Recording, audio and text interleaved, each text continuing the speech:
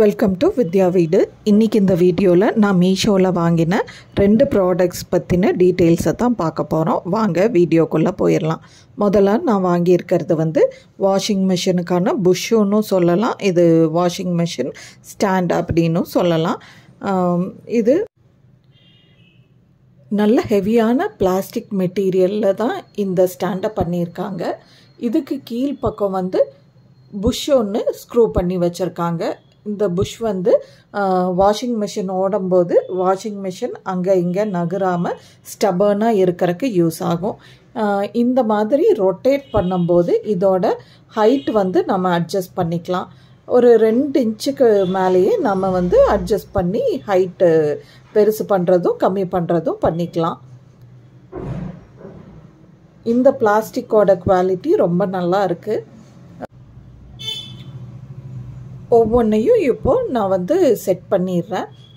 இதுக்கு ஃபர்ஸ்ட்டாக எந்த ஹைட்டில் வேணுமோ அதை ஸ்க்ரூ கழட்டி விட்டு ஹைட்டை செட் பண்ணிவிட்டு செகண்ட் பூ மாதிரி இருக்கிறத நல்லா ஸ்க்ரூ பண்ணி டைட் பண்ணிடணும்.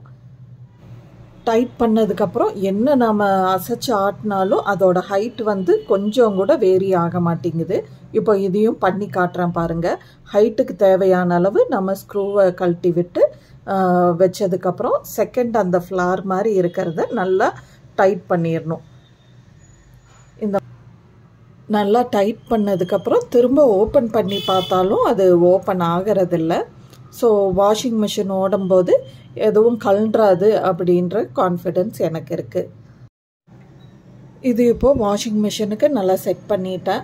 ஃபர்ஸ்ட் டைம் வச்சப்போ ஃப்ரண்ட்டு லெஃப்ட் சைடு மட்டும் கொஞ்சம் கம்மியாக இருந்தது ஹைட்டு. அதை அப்படியே கழட்டி எடுக்காமல் அதே பொசிஷனில் வச்சு ஸ்க்ரூ கொஞ்சம் லூஸ் பண்ணி விட்டு அட்ஜஸ்ட் பண்ணிக்கிட்டேன். இப்போ வாஷிங் மிஷினை ஸ்பின் ஆகும்போதும் கூட ஒரு இத்துணூண்டு ஜர்க்கும் கூட இல்லை. ரொம்ப நல்லா இருக்குது.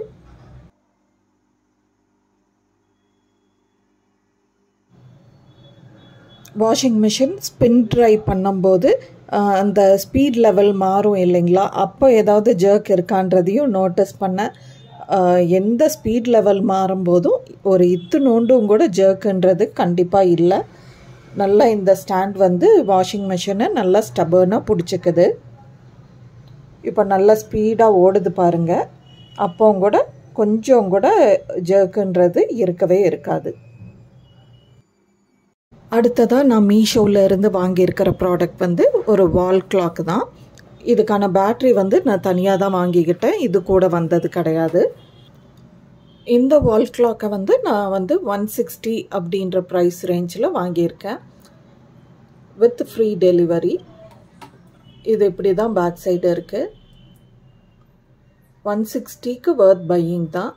ஸோ இப்போது இதை ஒரு பேட்ரியும் மாட்டி பார்த்துடலாம் எப்படி கரெக்டாக ஓடுதா என்ன அப்படின்ட்டு. இந்த பேட்டரியை மாற்றக்கு ட்ரை பண்ணுறேன். இது ஒரு 10 நிமிஷமே எடுத்திருக்கோம், மாட்ட முடியல. ஸோ நான் ஒரு கன்க்ளூஷனுக்கே வந்துட்டேன்.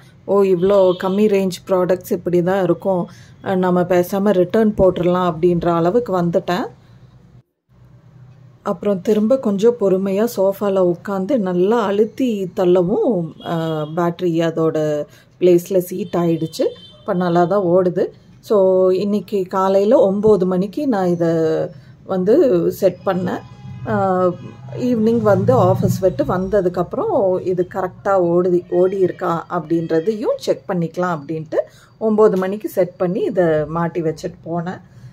ஈவினிங் ஒரு 5 மணி சுமாருக்கு பார்க்கும்போது ஆக்சுவல் டைமும் இதில் காட்டுற டைமும் எக்ஸாக்டாக மேட்ச் ஆச்சு. ஸோ நான் இதை எங்கே மாட்டியிருக்கேன்னா எங்கள் வீட்டு டாய்லெட் பாத்ரூமில் தான் மாட்டியிருக்கேங்க. இந்த டாய்லெட் பாத்ரூம்குள்ளே போயாச்சுன்னா டைம் எப்படி போகுதுன்னே தெரிய மாட்டேங்குது மம்மி அப்படிங்கிறான்.